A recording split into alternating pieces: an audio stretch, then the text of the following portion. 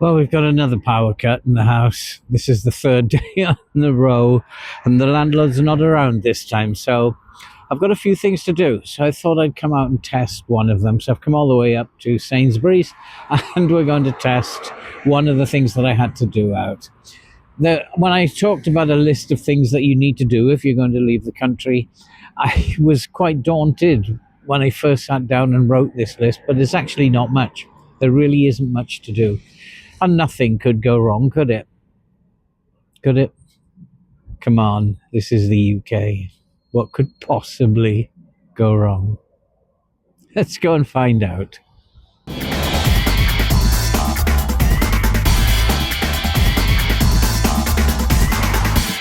Well, the sun came out there briefly and I had to change location. And yet, when you sit down and you start to think about this list of things that you have to do, it can be quite a daunting thing. And although I was a bit timid when I first started writing it down, thinking, how long is this going to take me? There's actually not a lot of things that you have to do. If you make a list before you leave the country, at least a month or so before, you can just work your way methodically. Most of the stuff that you're going to be doing is just letting people know that you're leaving. There are certain people, if you're retired like me, I have to let the DWP know that I'm going. There are other people like the banks and my small pension company. They all need to be let know that I'm leaving the country. Now, I'm fortunate in that the girls, and especially Mavel's sister, have been an absolute blessing to me. They have found me a lovely house to live in. So I have an address that I can actually give to them, to all these people who need a new address in the Philippines. So that's fine. When I actually call them, I can actually update them with the new address. So what have I been doing so far? Well, one of the things that I had to think about is, what do I do with all the stuff that I've got? I could pack it all up and send it to the Philippines, but is that a great idea? Taking weighing scales for the kitchen over to the Philippines, is that really necessary? I had to find a way to dispose of all the things that were not coming with me. I generally tend to travel light, and there's a lot of things that are not going to be coming with me. Clothes could go to the charity shop. There are recycle banks where I can get rid of old shoes that I don't need. For example, some of the guys that I live with are going to be taking stuff that I actually don't need anymore and could be quite valuable to them. So a lot of it's going to charity, a lot of it will go to my housemates, and some of it will just be dumped in these recycling bins in the car park nearby. So that you have to think of, because you can't really take everything unless you've got an address that you can ship it all out to. And there's the cost of shipping. You're going to have to spend a lot of money shipping it out there. So replacing it when you get over there probably is going to do the same job. We've got that sorted. You have to think about that, and that needs some careful consideration. One of the things you could do is check with your local vets to see if they want any bedding, and I've yet to do that, but it's something that I want to go and do eventually. So the people that you have to inform, the very, very important people, they're just really, for me, they're just the DWP, the Department of Pensions, who are going to hopefully keep paying my pension while I'm away. And then the bank, of course, and I have a very, very small pension, obviously worth having, and they need to be informed that I am leaving, that I have a new address, so that they will know. Obviously, then I need to check things out with them, like their proof of life. How often are they going to do it? Are they going to give me clues when they're going to send it? Or do I just have to wait to see if it arrives? So there are going to be issues. There's always going to be issues. But what could possibly go wrong? Well, the bank, for a start, was a problem. Not the bank itself, but I felt like I needed a new security key card. So I applied for one of those. And in the meantime, they suspended my online banking completely. So I had no clue what was going on in my bank. I could still use my debit card, but I had no clue what was going on in the bank. So they told me it would only be 5 to 7 days, but it actually took a little bit longer than that. And the key itself, actually, the digital key, which generates the codes, that arrived very, very quickly.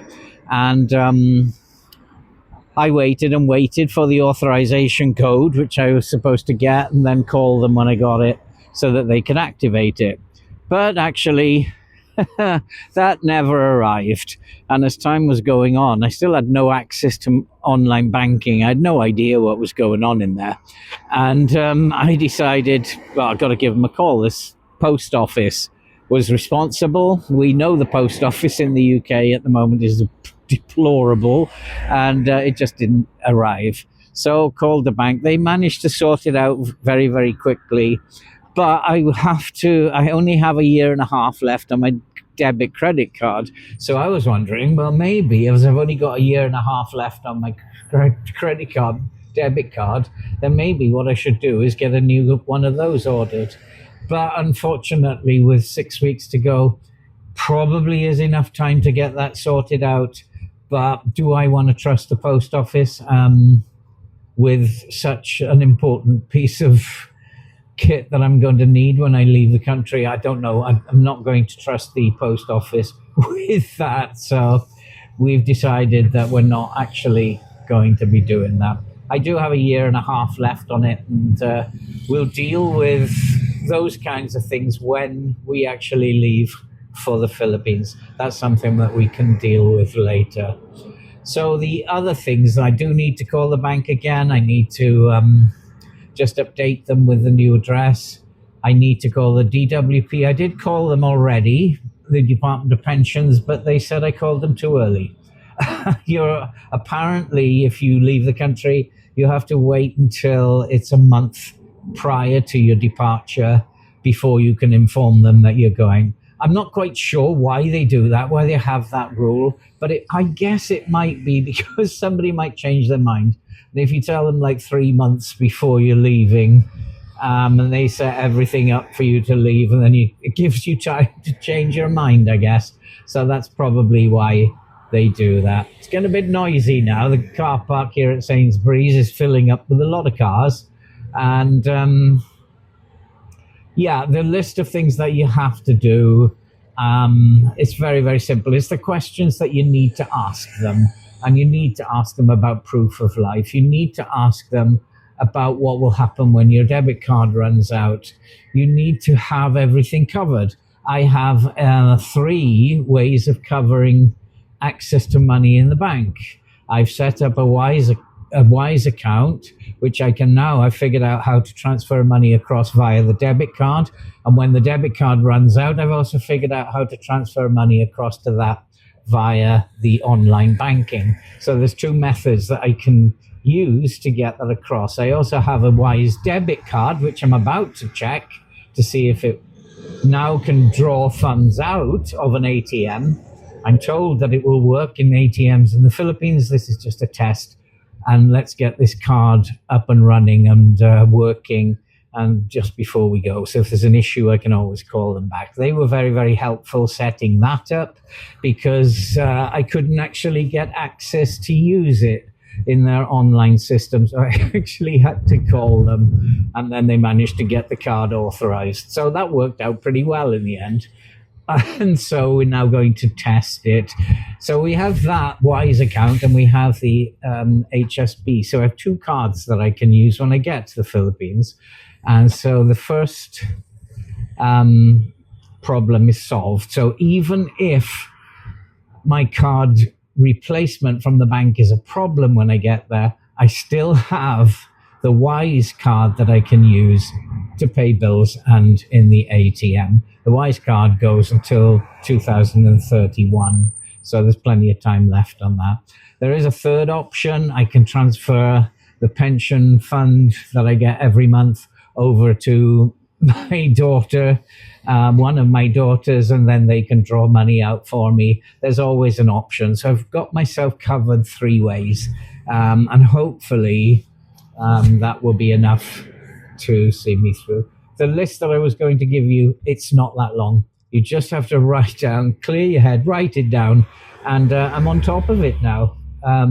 Everything that I need to do is dealt with. I've contacted the doctor's surgery, I've contacted the DWP, I've contacted my small pension company, I've contacted the bank.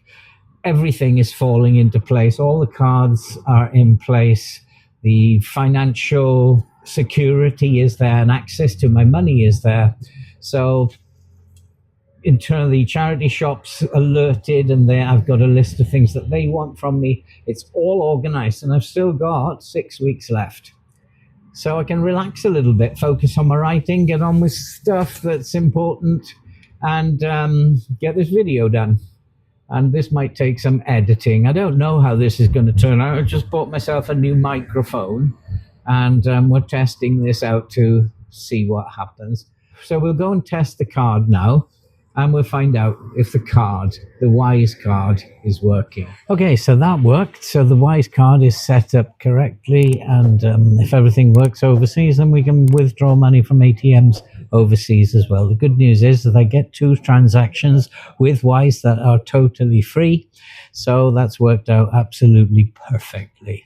So I'm just going to continue now. I can relax a little bit now for the next 6 weeks. Just a few more things to do. Nothing horrendous in terms of things to do. And I'll update you should there be any problems in the near future. Everything, though, is on course. Thanks for watching. This is Scrambled Eggs, because it matters. I'm Phil. Take care. Be safe. Stay strong. I'll see you in the next video.